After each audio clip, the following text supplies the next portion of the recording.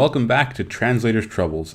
Today, I just had a few thoughts about this article that was on Vice, and especially Sargon of Akkad's response to it, that I wanted to make permanent in video.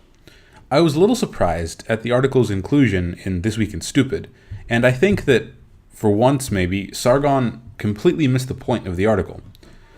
It shouldn't be included in This Week in Stupid so much as it should be in This Week in Clever, and here's why.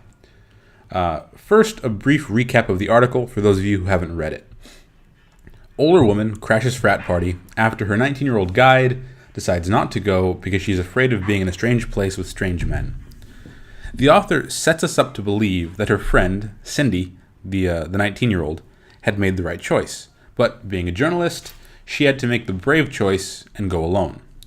And you can see the quote below. As I squeeze into a slightly tacky, form-fitting dress purchased from Guess for a failed hookup back in 2009, I realized this is more than a bad idea. It's a dangerous idea. Now, it's important to remember that this article is being written after she went to the party. So she's intentionally setting us up to think something, right? And given this opening caption, the other attempts, if you read the article, to build up tension, and the general atmosphere with respect to rape at Vice and in the media in general, we can pretty safely say that we're being led to expect the absolute worst at this party.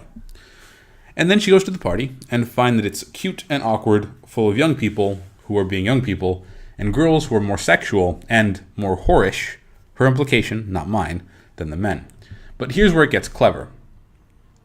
With this quote, which is featured in the first caption of the first picture, and also occurs in the article's conclusion.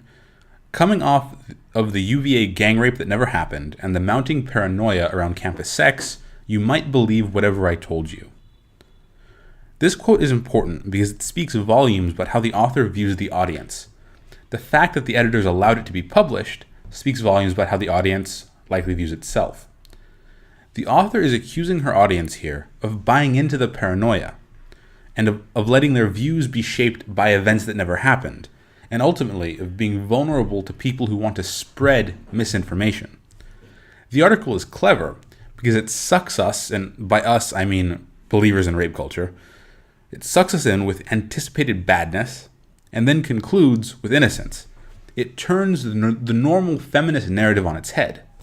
The normal feminist narrative of college rape horror is more or less as follows. Innocent girl goes on date with guy. Guy takes her somewhere secret, rapes her. Here, innocent guys invite naughty girls who are, according to the article, about as glamorous as streetwalkers, to somewhere secret. Nothing happens. Of course, the article can't just come out and say, most college frat parties are completely innocent and fun, and oh, by the way, girls are more sexually predatory than men. Because in the face of the acknowledged, if unreal, rape epidemic on college campuses, the author would be tarred and feathered as a rape apologist. In the mainstream, you really can't challenge that narrative with impunity.